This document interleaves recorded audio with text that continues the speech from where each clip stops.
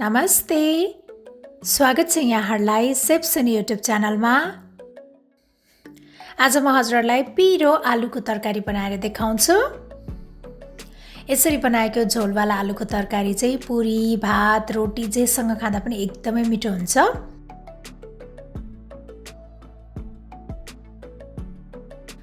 पिरो आलुको तरकारी बनाउनको लागि मैले चाहिँ यहाँ उसिनेको आलु लिएको छु। मैले यो आलुलाई चाहिँ फोर्कको सहायताले हल्कासँग फोडेँ। हजुरहरूले यसलाई काटेर लिनु भए पनि हुन्छ।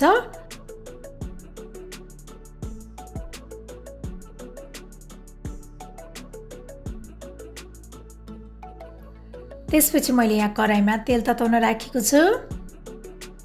अब यसमा पाँचफोरन फुराउने। त्यसपछि मैले यसमा दालचिनी, तेजपत्ता फुराएँ। अनि त्यस्तै मैले यसमा यो सुकेको खुर्सानी पनि फुराएँ।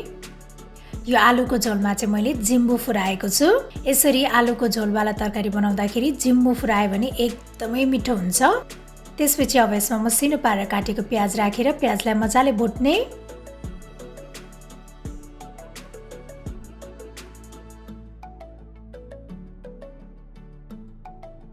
प्याजलाई भुटिसकेपछि मैले यसमा बेसार अनि रातो धुलो खुर्सानी राखेँ। यसरी पहिले नै रातो धुलो खुर्सानी राख्दाखेरि चाहिँ आलुको झोलमा एकदमै राम्रो कलर आउँछ। त्यसपछि मैले यहाँ मसिनो पारेर काटेको टमाटर राखेँ। अनि त्यस्तै नुन स्वाद अनुसार राख्ने।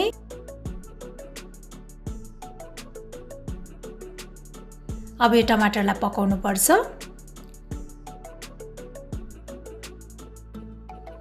टमाटर पनि राम्रोसँग पाकिसकेको छ।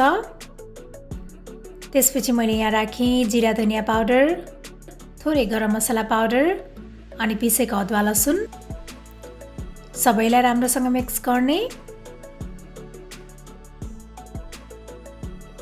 त्यसपछि मैले यसमा यो उसिनेको आलु राखेँ।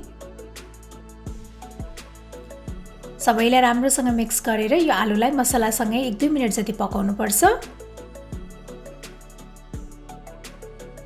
त्यसपछि मैले यहाँ मनतातो पानी राखेको छु। पानी चाहिँ हजुरहरूले आफ्नो आवश्यकता अनुसार लिनुहोला।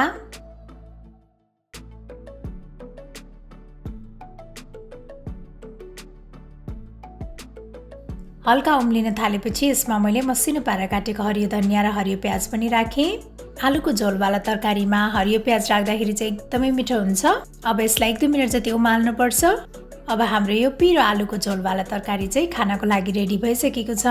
आशा छ हजुरहरूलाई यो झोलवाला आलुको तरकारीको रेसिपी पक्कै पनि मन पर्यो होला। र मेरो अरू यस्तै रेसिपीहरूको लागि प्लिज सेफ सुनी युट्युब च्यानललाई सब्स्क्राइब गरिदिनु होला। अनि साथै मेरो भिडियोलाई लाइक, शेयर र कमेन्ट गर्न पनि नभुल्नु होला है। Thank you for watching. Bye by.